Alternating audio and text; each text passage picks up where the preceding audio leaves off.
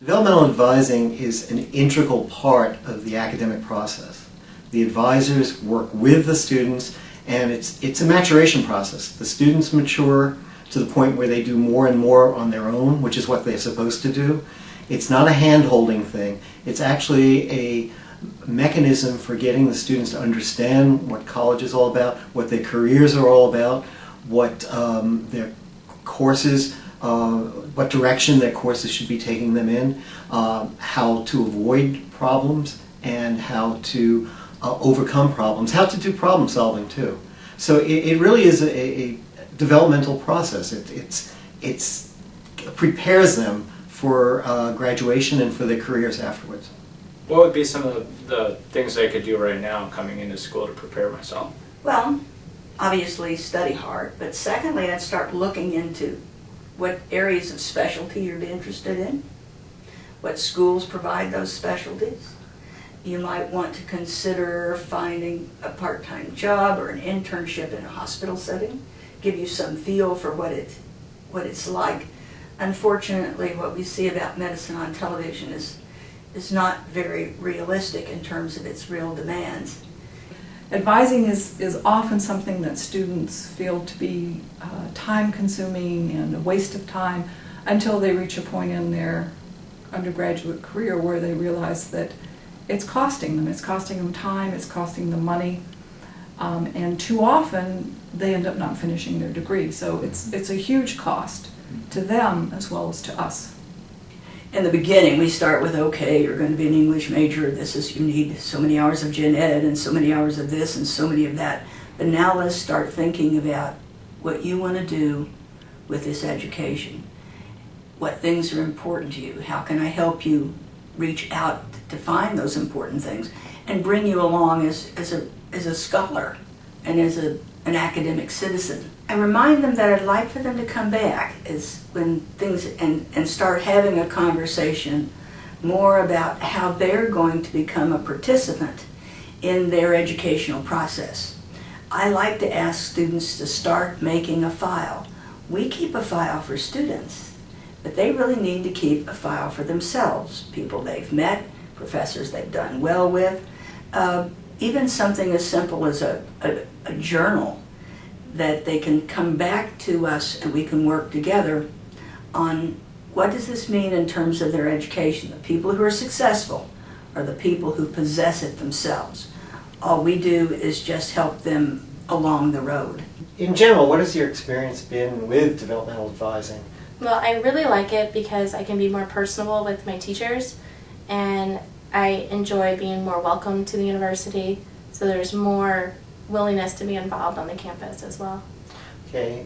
Some of the students are a little bit afraid of the intrusive nature.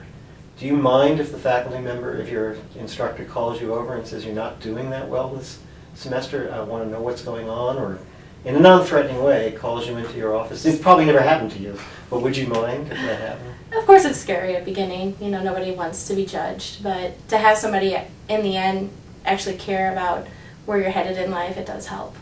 For transfer students, I think developmental advising, you start with where they are at that point, which is in many cases having completed either a significant number of hours or an AA degree, and then help them to make career plans from that. So it's not just a matter of what courses do you need to take, it's where are those courses going to take you, what are your career goals. And for a transfer student who's already perhaps 2 or even 3 years into a degree program, it's particularly important for them to have a good idea of where they are on their career track. So are they heading for professional school, graduate school, a job, what kind of job? And so that would be different than a freshman, where in many cases a freshman might be trying to figure out what major to take, what are their interests. The developmental advising really has to start the moment the student says they're coming to an institution. The advisors will contact the students before they get here, start talking to them about their goals, their aspirations, work with them on their first semester's curriculum or schedule, and then work with them every semester. We have professional advisors who will work with the student from day one And what we like to do, and one of the hallmarks of developmental advising, is that the advisor stays with the students throughout their career at a university. So they get to know them. Then there's the faculty advisor, who works with the students on their career, on getting them involved in research and scholarly activities, on getting to know them so that they can write a letter of recommendation when they apply for jobs or when they apply to graduate schools or professional schools, and they can really know them. What they say about developmental advising is that the student and the advisor develop together. And it really isn't hand-holding, because in many ways it's a reality check. A lot of students come into college with aspirations which they really can't handle. So we kid about it and say that if a student can't pass calculus after the 7th time, they're really not going to become a neurosurgeon, and we have to find another career for them.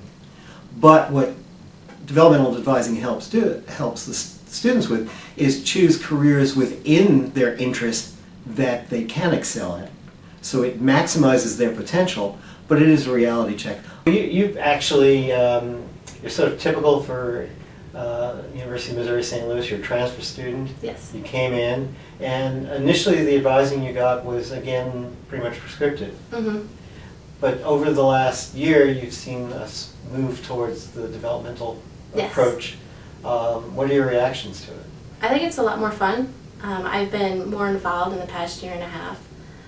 Teachers have told me about organizations that help within the university and more directed towards my degree. It's just a lot easier to talk to somebody than to compare on a computer screen, semesters and which classes are preferred. And have you gotten to know your faculty advisor? Very much. And so do you talk about career opportunities? Do you talk about internships? Or? We have talked about internships. Mostly I like to know just what what they're researching at the university, so that way I can get a feel of what's out there.